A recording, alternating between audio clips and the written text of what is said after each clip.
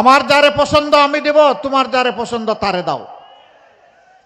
এর নাম হচ্ছে ডেমোক্রেসি, এর নাম হচ্ছে এসেন্স অফ ডেমোক্রেসি, গণতন্ত্রের সৌন্দর্য। আমরা সেটা দেখতে চাই, কিন্তু বিভিন্ন জায়গায় আমরা তার ব্যতিক্রম দেখছি।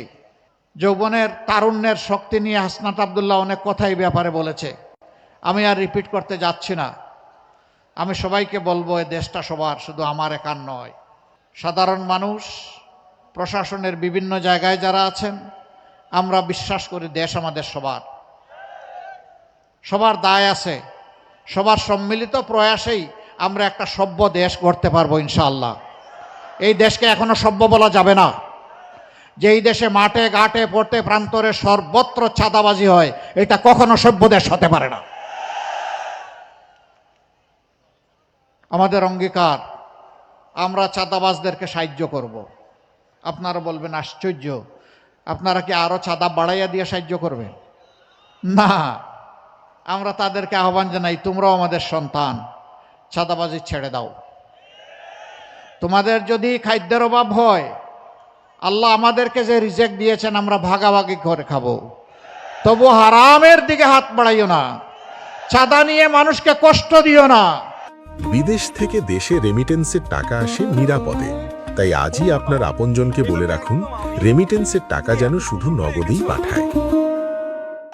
রাস্তার ভিক্ষুক থেকে শুরু করে শিল্পপতি, সবার ঘুম হারাম। এদের কারণে মানুষের অভিশাপের পাত্র হয়ে গেছো। তওবা করে এখান থেকে বের হয়ে আসো, আমরা তোমাদেরকে বুকে টেনে নেব। এরপরে আমরা কি করব? তোমাদেরকে শিক্ষিত প্রশিক্ষিত করে আমরা তোমাদের হাতেও মর্যাদার কাজ তুলে দেব ইনশাআল্লাহ।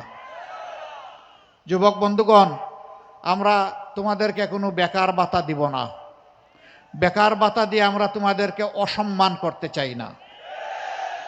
আমাদের যুবকেরা যারা লড়াই করে জীবন দিতে জানে অধিকারের জন্য, তারা বেকার ভাতার জন্য লড়াই করে নাই।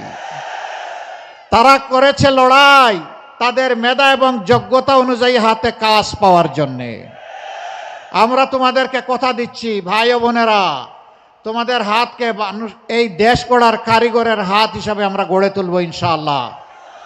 সেই দিন তোমাদের হাতে মর্যাদার কাজ আমরা তুলে দেব। তখন সবাই মাথা উঁচু করে বুক ফুলিয়ে বলবা, আমি বাংলাদেশ। আমাকে এই বাংলাদেশ অনেক কিছু দিয়েছে, এখন আমার প্রিয় দেশকে আমি দিতে চাই। আমি বেকার ভাতা খেতে চাই না। সম্মানী বন্ধুগণ, এই দেশটা মুসলমান, হিন্দু, বৌদ্ধ, খ্রিস্টান সকলের। আমরা মিলেমিশে ফুলের বাগানের মতো এই দেশটাকে গড়ব ইনশাআল্লাহ। সকল ধর্মের মানুষ তার সকল প্রাপ্য অধিকার পাবে, তার জন্য তার লড়াই করার দরকার পড়বে না, কারণ আমরা সমাজে সুবিচার কায়েম করব।